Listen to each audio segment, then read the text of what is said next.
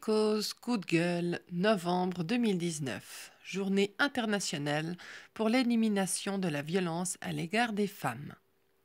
À toutes les femmes victimes de violences domestiques, de viols, d'harcèlement, d'exploitation en tout genre, et qui subissent ces maltraitances dans le silence, l'ombre, la peur et la honte.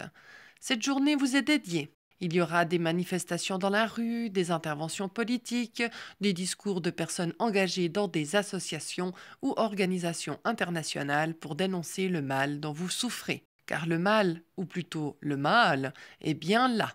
Attention, l'idée ici n'est ni de peindre le diable sur la muraille, ni de tomber dans la misandrie. Non, mesdames, sortons de cette tentation misandrique, bien que certains misogynes ne s'en privent pas, eux. Oui, sachez-le, il existe des hommes qui traitent les femmes de manière équitable et qui ont appris ce qu'est la bienveillance, la gentillesse et l'équité, même dans les cultures les plus patriarcales. Bref, tournons notre regard non pas sur des individualités, mais sur notre merveilleux système suisse démocratique, sa justice et son système social. Que fait la Suisse en matière de violence domestique ? Eh bien, non, nous ne faisons pas exception. La violence domestique, dans ses diverses formes physiques, psychologiques ou encore économiques, est un fléau. Selon le Bureau fédéral de l'égalité entre hommes et femmes, en Suisse, 75% des victimes sont des femmes. Chaque semaine, la police doit faire face à une tentative d'homicide et toutes les 2 semaines, une personne meurt suite à des violences. Chaque année, ce sont donc des milliers de femmes et d'enfants qui subissent ces violences. Et ce chiffre devrait certainement être vu à la hausse. En effet, si les violences physiques semblent plus évidentes, entre guillemets évidentes, à repérer, certains savent où frapper et certaines savent comment cacher. Et c'est sans compter sur les violences psychologiques et économiques plus insidieuses, plus privées et qui sont difficiles, très difficiles à prouver alors qu'elles sont de plus en plus fréquentes. Le législateur est d'ailleurs limité dans ses actions en ce qui concerne la sacro-sainte protection de la vie privée. Tout ou presque tout est possible dans nos foyers en Suisse, et ceux qui en abusent le savent bien. Dans une cour de justice, sans preuve tangible, sans blessure apparente, avec un certificat médical à l'appui effectué dans les 3 derniers mois, c'est la parole de l'un contre la parole de l'autre. Les violences sont souvent le résultat d'une relation complémentaire abusive, avec la femme dans le rôle de la victime. Détruite par la relation qu'elle tente de modifier, elle n'a tout simplement pas la force d'entamer ou assumer une telle confrontation. L'auteur, lui, qui souhaite conserver une position dominante sur sa compagne, fera tout pour la décrédibiliser. Puis, dans la grande majorité des cas, il niera, c'est certain. Et puis, il lui avait d'ailleurs déjà dit plusieurs fois à sa compagne, lorsqu'elle tentait de changer la donne de leur relation. « Personne ne te croira, ma pauvre, et tu ne peux pas le prouver de toute manière. » Alors souvent, elle renonce. Encore. Une piste à explorer consiste donc à se poser des questions sur notre fameuse protection de la vie privée. Époque paradoxale, notre système libéral permet la récolte et l'analyse de nos données privées à des fins commerciales à chaque fois que nous surfons sur Internet, mais interdit l'enregistrement audio ou vidéo de violences domestiques sans le consentement de tous les protagonismes concernés. 2 poids, 2 mesures. La loi suisse en matière de violences domestiques a toutefois bien évolué depuis une quinzaine d'années et un nouveau paquet de mesures sont prévus pour 2020. Des mesures, encore des mesures. Efficace la répression ? Les violences domestiques sont souvent révélatrices d'une relation d'emprise qui s'est installée entre les partenaires, lentement mais sûrement, et ce depuis souvent des années.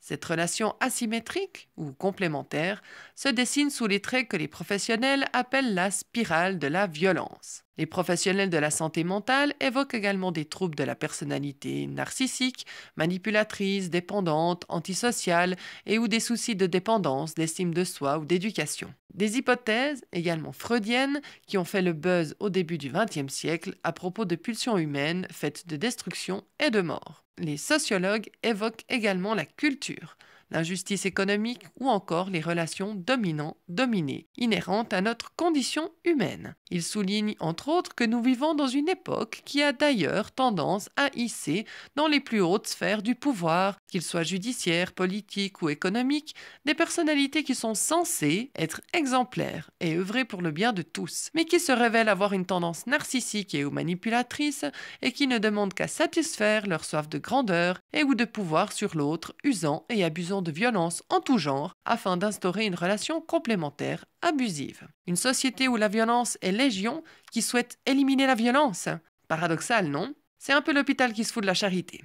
Et c'est sans compter sur une culture sociale encore fortement patriarcale qui considère la femme comme inférieure ou comme une propriété légitime de l'homme. Bref, un joli cocktail explosif que nous retrouvons d'ailleurs dans toutes les catégories sociales, et non pas seulement en bas de la pyramide. L'affaire est donc complexe, et comme on le dit bien chez nous, on n'est pas sorti de l'auberge. Mais revenons à du concret. Le dépôt de plainte automatique suite à des violences domestiques en Suisse est en vigueur depuis 2004. C'est un premier pas, mais c'est loin d'être salutaire. Non, c'est le début d'un parcours du combattant, et vaut mieux y être préparé. Les professionnels du social qui accompagnent les victimes, en cabinet, dans les associations ou dans les centres La Vie, tirent d'ailleurs la sonnette d'alarme depuis de nombreuses années. Des motions sont d'ailleurs régulièrement débattues au national et aux États afin d'améliorer la situation, mais il reste encore du chemin à faire. Car la procédure policière et judiciaire peut, à elle seule, rajouter des traumatismes, anéantir les victimes et les inciter à retourner dans leur enfer, avec souvent des conséquences encore bien pires. En témoignent ces femmes qui relatent des interrogatoires ou auditions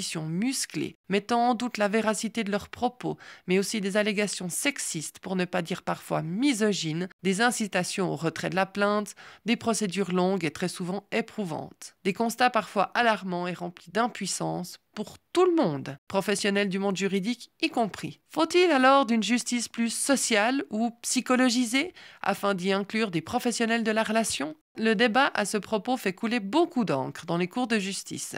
Alors qu'elle traite d'affaires humaines et de relations complexes, les formations en psychologie des législateurs sont extrêmement rares. Si des expertises sont demandées, elles sont commandées à des psychiatres qui sont censés déceler des pathologies personnelles, alors que la plupart du temps il s'agit de relations pathologiques, accompagnées ou non de troubles de la personnalité chez l'un ou l'autre ou les deux partenaires. Pour ce faire, des professionnels du social ayant une connaissance pointue de ce genre de relations et de certains types de personnalités seraient certainement plus à même d'aider la justice à y voir plus clair. Alors pourquoi ne pas les solliciter? Peut-être parce que ces professionnels font partie d'un autre parent pauvre de notre système.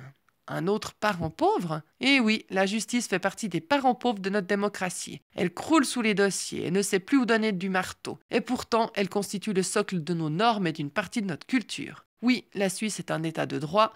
Oui, la Suisse est un pays riche, censé être à l'international un exemple de démocratie. Mais à y regarder de plus près, la Suisse joue la neutralité diplomatique à l'international tout en cachant sa propre misère. Il serait peut-être temps de regarder la réalité en face et de donner les moyens à nos parents pauvres que sont l'éducation, la justice et le système social, de dessiner un pays dans lequel nous n'aurions plus besoin d'autant de moyens pour lutter contre les violences, qui pourrait jouer un rôle exemplaire lors de ces actions diplomatiques, afin qu'un jour, et ce, sans commentaires désobligeants traitant ces discours de naïfs, utopiques ou pire, hystériques, il n'y ait plus besoin de journée internationale pour l'élimination des violences envers les femmes.